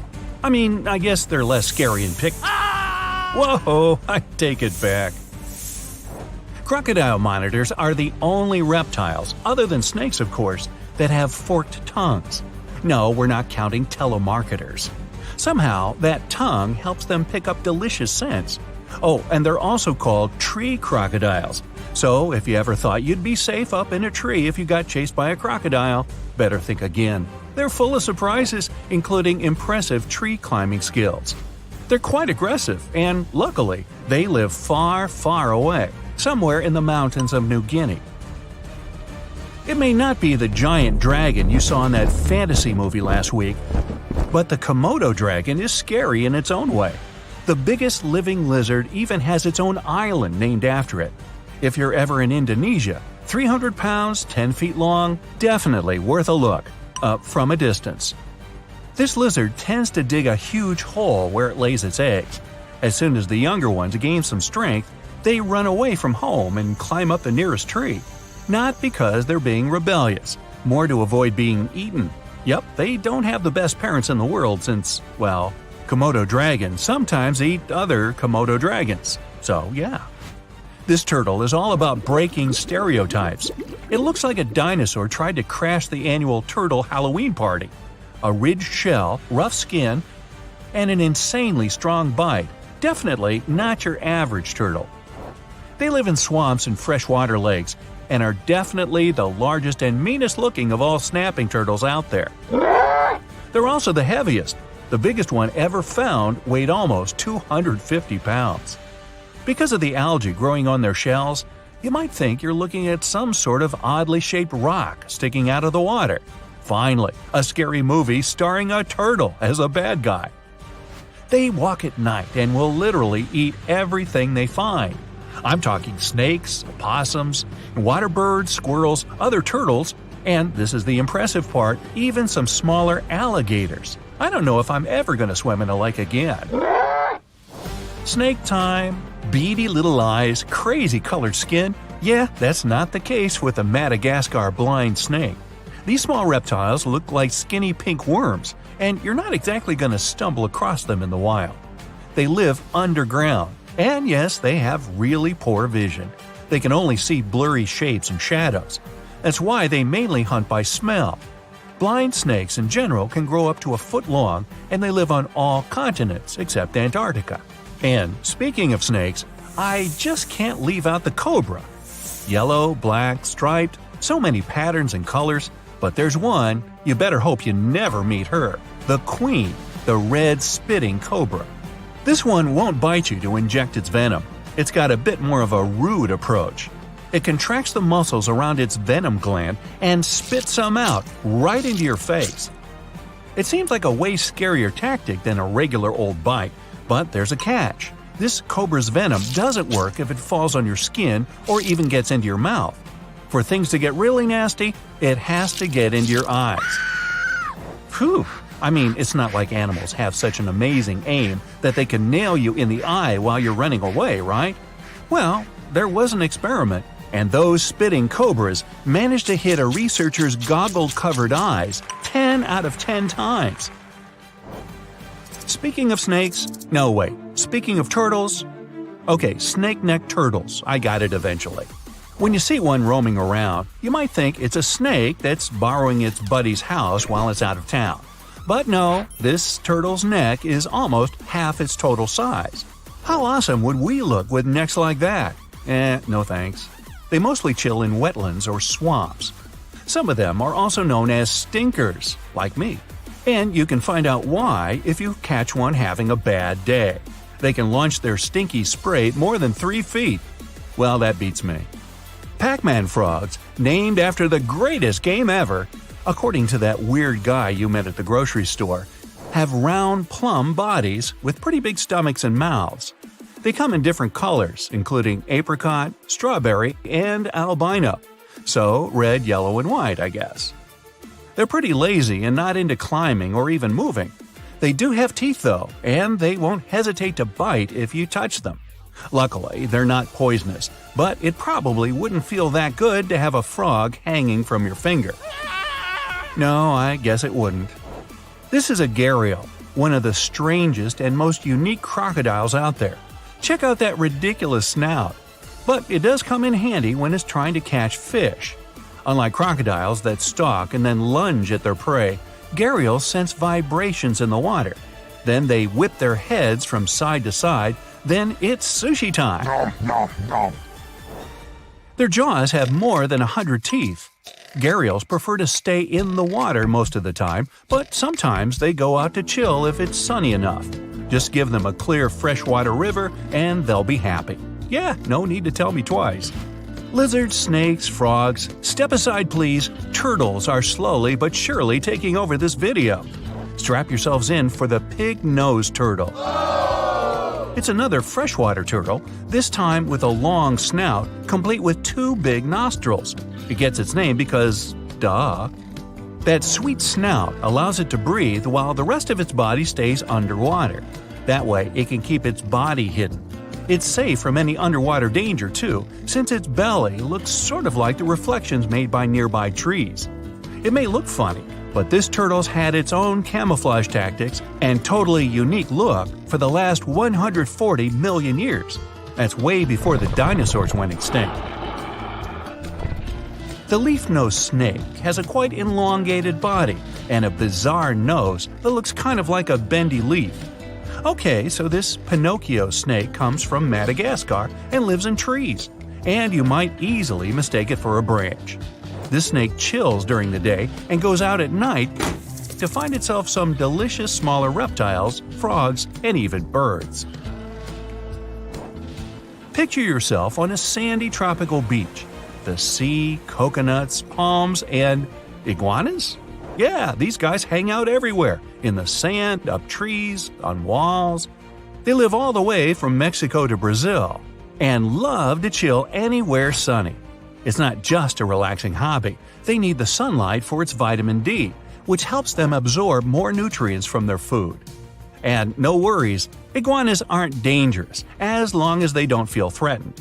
If they do, well, luckily they're not venomous. But they do have sharp teeth that can cause some serious discomfort. Oh, and you know how those smaller lizards lose their tail when they get stuck or when you step on them? The same thing happens to iguanas. A legless lizard is a reptile that's always getting mistaken for a snake. It actually lost its legs and arms, not overnight of course, but through millions of years of evolution. Snakes lost their legs and arms even earlier. Still, there are real differences between them. If you get up close and personal with a legless lizard, you'll see that it blinks. But snakes, on the other hand, they don't even have eyelids. They protect their eyes with see-through membranes. Snakes actually have shorter tails, while legless lizards, well, they're mostly tail. Now you're totally ready for next Monday's quiz night, Reptile Edition. Gotta say it again, turtles are rocking this video. And this time, I mean literally. Mary River turtles look just awesome. It's not like you see a reptile with a green mohawk every day. But this little turtle has a secret. That's not its natural hair. It's actually algae. Ooh, slimy. You're strapped in a boat cruising down the Amazon River with the sun scorching hot. As you check out your map, your boat starts rocking back and forth. The water is starting to get more intense, so you hang on for dear life. You tuck your map in your pocket and try to take control of your boat. You strike some jagged rocks and duck low to avoid tree branches. Your boat strikes a large rock out of nowhere and capsizes. You're swimming in the murky green water. While you're trying your best to get ashore, your boat gets washed away. Underneath the water lies a whole new world of bizarre and dangerous animals. Candiru fish are snake-like creatures that can grow up to 16 inches long. Arapimus can weigh more than an adult male and are taller than most basketball players. They are the biggest freshwater fish in South America. They have a hybrid gill system that forces them to pop up to the surface every 5 to 15 minutes to breathe in oxygen for their large swim bladder. You swim out of the raging water and dry yourself off. Oh no, your map is completely soaked. There's no way you can get to your destination without it. You venture into the thick rainforest, shoving the branches and leaves away. As you get deeper, you notice something on a tree. It's barely moving, but it's got sharp claws and a raggedy coat. It stretches its arm to another branch and tries to pull itself up, ever so slowly. Sloths sleep more than half their days and only head down from trees once a week. They're so motionless, they sometimes grow algae and moss on their fur. The rainforest gets denser with each step until there's barely any sunlight illuminating the path in front of you. You notice a figure following you. With every branch you step on, you can hear a faint sound right next to you creeping around. You start walking a bit faster, and the sound catches up with you. You make it out of the dense part and tread along a narrow path until you reach a cliff. You can't walk normally here, so you pin against the wall and walk sideways to cross the hills. You slowly move across with the river 30 feet below you. You move your right foot, and some rocks fall into the river. You keep going and misstep. You're about to fall, but you hold on to a large tree branch and pull yourself up. You notice a couple of colorful poison frogs inches away from your fingers. Touching any of these frogs can be extremely dangerous and harmful, despite their amazing color patterns. The golden poison frog is one of the most poisonous animals in the world. One of them hops right next to you, so you let go of the branch and fall back in the river. The river is washing you down until you reach a calm current. Underneath you is a swarm of piranhas swimming with their sharp teeth. The red color on their skin is unmistakable, so you swim off like an Olympic athlete. Piranhas will eat anything that gets in their way, no matter the size. You grip onto a log and climb up a small rock to catch your breath. There's a huge electric eel underneath the rock. Despite their name, they're more related to catfish than eels. They use their powerful 600 volts of electricity to defend themselves and catch food. You're stuck, unless you're like the common basilisk that can run on the water like a jet ski. These incredible lizards have special webbing on their toes and can run the distance of a basketball court. You hop on a bunch of rocks until you reach the land. You continue walking along the riverbank until you come across a moving rock. You rub your eyes and see it moving again. It's a dinosaur-looking turtle that resembles a crocodile with armor. The mata mata is a freshwater turtle that disguises itself with its surroundings to catch prey. Their heads stretch longer than their bodies. You shimmy your way past it and continue. You head back into the rainforest and find a spot to rest. Wait, there are giant ants everywhere. They're the biggest ants in the world and can produce one of the most painful stings out there, even comparable to a wasp's sting. You immediately get up and find another place to rest. As you continue walking along, you notice the same feeling of something following you. You can hear some leaves rustling, but it's getting dark and there's no way of telling. You find a nice little spot to build a campfire and catch some Z's. But in the Amazon, everything is a threat, except for those cute capybaras wandering around. They live in groups next to water sources. They're also the biggest rodents in the world. You don't need to worry about them if you're stuck in the middle of the Amazon rainforest. Suddenly, you feel something slithering up next to you. You look down and see a massive green anaconda just about to constrict you. They are the heaviest snakes in the world and can grow up to 20 feet long and have a huge appetite. You get up and sprint your way out of there, All right, you found a decent cave to crash in. It's daytime again, and you're still alive. You continue walking along the rainforest. You were able to find some breakfast to boost your energy for the rest of the day. You spot something on a tree that looks like a branch, but it's actually a potu, a master of disguise that can spend days motionless on broken tree branches. These bizarre birds use those branches as their permanent home, where they lay their eggs and chill all day. You continue your way through the rainforest and see a Brazilian wandering spider crawling on a tree branch right in front of you. 8 of these species can be found in the Amazon area. They are some of the most aggressive and venomous spiders out there. So, you make a big detour and walk away from it. You feel someone walking next to you again, but you still can't figure out what it is. You see a steep cliff with a waterfall hitting a large lake ahead of you. Looks peaceful, until you see a team of black caimans gathering around the shore. They're the biggest predators in the whole Amazon ecosystem and feed on anything that moves. It's a good thing you're on high ground, otherwise, whoa! You slip and fall down the river, right on the deep end. So far, no caiman spotted you. You swim underwater and try to get to the opposite end of where the reptiles are. As you climb out and dry yourself off, you notice some large black spots on you. You try pulling them off, but they've latched on pretty hard. The Amazon giant leech finds its target by tracking movement and shadow. Once they attach themselves to the skin, it's extremely difficult to extract them. The best way to do so is to slide your finger next to its mouth and pull it off slowly. Ugh. You manage to get them off your body and see that the caimans are swimming towards you.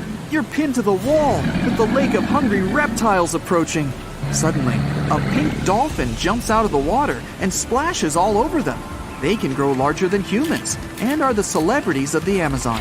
Scientists think they get their color from the blood capillaries on their skin. The Amazon even has bull sharks swimming around.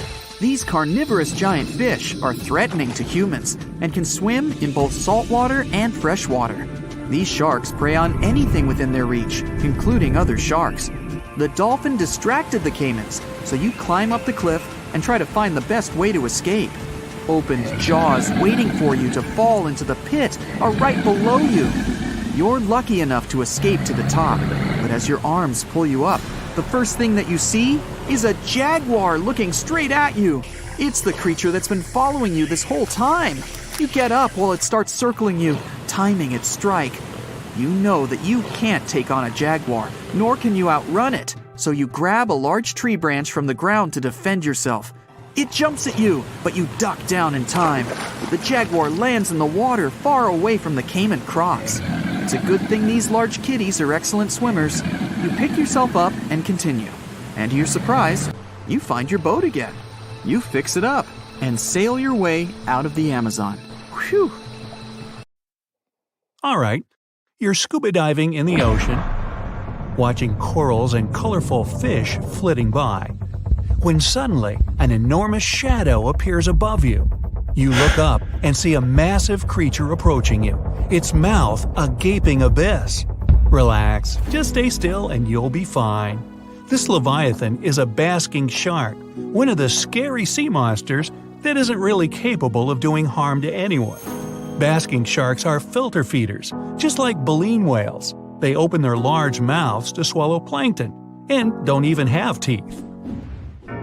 It's late night in the Central American jungle. You're out in the wild to watch birds, and you hear flapping of wings. Excited, you look intently into your night vision goggles, only to see a face out of your worst nightmares. Don't scream, you'll scare it away. It's a perfectly harmless, wrinkle-faced bat, and it isn't interested in you. These are fruit bats, and wrinkles on their faces allow them to collect fruit pieces and juice for later snacks. By the way, their Latin name, Centuro senex, was given to them for their semblance to 100-year-old humans. Walking around a Nepali national park and deciding to wash your face in the river nearby, you freeze in terror. A crocodile is looking straight at you from no more than a few feet's distance. Then, it raises its snout above the water, and you exhale in relief. It's a gharial. These reptiles have long and narrow snouts that allow them to efficiently catch fish and at the same time prohibiting them from hunting any other prey. While still carnivores, gharials are pretty shy and will slither away at the sight of humans. Right now, there are no more than 1,000 of these crocodilians in the whole world, so let it go. Especially if it's a girl gharial. You dig your garden in the backyard and notice something moving on your shovel. You take a closer look and drop the tool in horror. A small creature looking like a hostile alien is scurrying away into some burrow in the ground. No worries. It's just a star-nosed mole. These critters have peculiar snouts that look like they've been blown up from within. Their eyes are small and weak, so the star on their nose helps them a lot to move around and seek food. It's always on the move, touching everything it can reach as if the tendrils were tiny fingers. Oh, you're bathing in the ocean again. Well, look to your right. There's a real toothed shark going right at you. Nah, don't panic. It's just a sand tiger shark. Neither a sand nor a tiger one, it's a vulnerable fish-eating shark that slowly swims in the seas and chases its prey from time to time. There have been no reports of it ever attacking humans, but it still has rows of sharp teeth, so don't try to touch it just in case. It may seem placid, but you don't want it to get a bite out of you, do you? Okay, from ocean to desert, you're in Australia and longing for some water. You see a likely spot and start digging the ground, only to stumble upon a creature straight from the depths of neither, all covered in thorns. It eyes you suspiciously and slinks away because it's just a thorny devil. Despite its ominous name, this lizard is harmless to humans. Horn-like bumps on its skin are for protection from predators and birds of prey. The thorns are hard, but as long as you don't touch them, you're fine. Now, if you have arachnophobia, it won't calm you down. But tailless whip scorpions you might meet in North and South America, as well as Asia and Africa, are more afraid of you than you are of them. Tell yourself that. These nightmarish creatures don't have stingers and won't even bite when threatened. The worst they could do, and only if you corner them, why would you do that, is prick you with their front legs, leaving tiny puncture marks on your finger. Many people even keep them as pets, and they're quite affectionate toward their owners. Yeah. If you ever stumble upon a burrow from which a hairless, big-toothed creature is peeking at you, just don't mind it and let it be. Naked mole rats are the sphinx cats among rodents. They're close relatives of mole rats, but, well, naked. And they're fascinating in their own right, too, thanks to living entirely underground. They're almost totally cold-blooded, but can conform to any temperature outside. And their flappy, wrinkled skin doesn't feel any pain at all. So pins and prickles, as well as sharp teeth, don't scare naked mole rats. You're once again lost in the jungle, this time on Madagascar. Poor you. The night has fallen, and you seek shelter. But when you think you've found a suitable tree to build a lean-to, you freeze in terror. A black, long-fingered hand appears on a tree branch right above you, and two huge yellow eyes are staring you down. Then you see a shaggy face and realize it's just a lemur, an aye-aye more precisely. This creature is native to Madagascar and only goes out at night, so you're lucky to see it. It fulfills a role of a woodpecker in tropical forests. It knocks on tree trunks to find bugs and uses its long, wizened fingers to reach inside. Tired of being scared, you seek your way home, but your horrors aren't over yet. There's a big red and white snake across your path. It hisses and lies in wait for you to move. You know it's a coral snake, a really dangerous, venomous kind. You stop in your tracks, and only when it finally slithers away, you realize it was actually a milk snake. They often mimic venomous ones, not only coral snakes, to protect themselves from predators. Still, if you're not a snake expert, it's always best to stay away. Okay, this creature will infest your darkest dreams. A giant African millipede. It's big, it's glossy black, and it has hundreds of tiny crawly legs. And yet, if it had googly eyes, it could even be cute. Perhaps that's why so many people keep them as pets. That, and because they commonly live up to 10 years. Giant millipedes can't really bite. Their only defense is curling into a tight ball and secreting irritating liquid from the pores of its skin. If you dare touch it, don't rub your eyes or nose afterwards. It's quite unpleasant. Goliath bird eater is another popular pet creepy crawler. It isn't dangerous for humans, despite it looking like your worst nightmare. This is one of the largest spiders in the world, and as its name implies, it sometimes hunts small birds for food. But they aren't part of its regular diet. The spider prefers worms and amphibians. Make sure you don't frighten it though. It can still bite or release hairs in self-defense. The bite is similar to a wasp sting, and hairs can cause severe irritation on your skin. But mostly, this gentle giant is just shy and will crawl away at the sight of you. Oh dear, there's another snake approaching you, and fast! You're about to turn and run when you see a hulking 8-legged form cutting into the snake's path and leaping on it. It's another arachnid, and it looks even more terrifying than the snake. It's a camel spider. Not really a spider, nor a scorpion. These creatures belong to a separate family. They became the stuff of many urban legends, but in fact, they don't even have any venom. Sure, they can bite, and their jaws are pretty powerful, but camel spiders can't do much more to a human than just bite. They hide in the sand and burrow to leap on unsuspecting lizards, invertebrates, and yes, even snakes. And now, picture a pill bug. Not exactly a beauty, but since it's small, it's okay. But what if it were 10 times as large? No, definitely not okay. Still, such a creature exists, and it's a giant isopod. Thankfully, it lurks in deep, dark, and cold waters, so it won't ever come up in your backyard. Giant isopods grow to such enormous size because of something called deep-sea gigantism. Deep-dwelling creatures have to endure great pressure of water, extreme cold temperatures, and scarce food, so their metabolism slows down. Isopods don't move much, and more often than not just lie in wait until some poor small bug or crustacean crawls within their reach and they can munch on it. And though it looks like a many-legged chaos from below, a giant isopod can hurt you even if it wanted to. Just pet it already. Psst, run! Really, it's not safe out there. There's a saber-toothed tiger lurking around. You better be careful. What are you doing? Don't peek. Okay, just one little peek. How's this possible, you ask?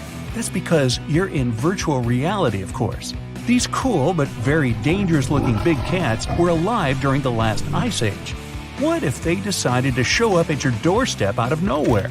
Knock knock, a saber-toothed tiger is waiting for you to buy its cookies. Meanwhile, the coelacanth, this massive-looking fish, comes from a lineage that's been around for over 300 million years. We thought they didn't exist anymore until 1938, that is, when a live coelacanth was found again. Since then, they've been roaming the waters of the east coast of Africa and the waters of Sulawesi, Indonesia. Man, I wouldn't want to go for a swim and meet one of these fellas face to face. Their jaw has an intercranial joint, which means their mouth opens up by a lot. This is so they can eat large prey, like me. Not good. They're huge too. Imagine a fish that's as long as you're tall and weighing as much as an average human. The takahe, a flightless bird, was thought to be gone in the year 1898. They're very cute, small and multicolored, usually not taller than your knee. But picture this. You're out for a hike in the Murchison Mountains. Looking around, you spot the bird you thought was extinct. But there they are, as happy as ever, surviving and chilling. Whole colonies of takahes was indeed found just 50 years after they were pronounced extinct. Good job, tiny little birds. A singing dog. Ever heard of those? Riley does sing sometimes when he's bored or hungry, but these are real performers. New Guinea singing dogs. They've been only recently discovered again in the wild for the first time in 50 years. Still, they were never completely extinct to begin with. New Guineans made sure they were safe next to them. But in the wild, very rare and hard to catch a sight of. Look, there goes one. The New Guinea singing dogs are called so because of their famous high-pitched singing. They sometimes sing together too, a dog choir of sorts where they all howl together. I bet they sing better than I do in the shower. Not going far from this area, we have bats, but these ones are sort of different. You see, their ears are enormous. I guess that's why they're called the New Guinea big-eared bats. Clever. The species was found again when one of them was accidentally caught in a bat trap. Until then, I guess they were playing hide-and-seek with us, because up till 1890, they had been thought to be gone. They're still not out of the danger zone because of habitat loss. Imagine you discover a fossil of a species you thought had been extinct for a long time, yet 2 years later, a whole living group of said species is found. Well, this is exactly what happened in 1977 with the Majorcan midwife toad. It's sort of brownish in color with darker brown that makes up its skin spots. Other than that, it's just a small toad with googly eyes. The group of live toads was found close to where the fossil was, on the island of Majorca. There aren't many of them left, about 500 in fact, and as of right now, they're declared vulnerable by the International Union for Conservation of Nature. Now, are you a fan of tortoises? You will be when you take a look at this huge beauty. It's called the Ferdinanda Island Galapagos tortoise. It hasn't been seen since 1906, but on February 17, 2019, we were finally able to look at one of these beautiful creatures. It's probably out there with a few of its mates right now, but they also don't allow themselves to be seen. We only know they exist because there's a few tracks and scents. With yet another frog, we have the horned marsupial frog. They're out and about in Ecuador, in the Chocó forest to be more specific. They're called this way because of their distinctive horns directly on top of their eyes. You know the pouch kangaroos use to carry their offspring? Well, the female horned marsupial frog also has that, except it's on the back, so it acts as sort of a backpack. They develop their embryos there, and when they're ready to come out, they hatch as complete infants, unlike regular frogs where they start out as tadpoles. One more toad, the starry night toad or harlequin toad. They're black and covered with loads of white spots all over them. Lost for 30 years, it was discovered back in 2019. Picture them as big bodyguards, water bodyguards to be exact.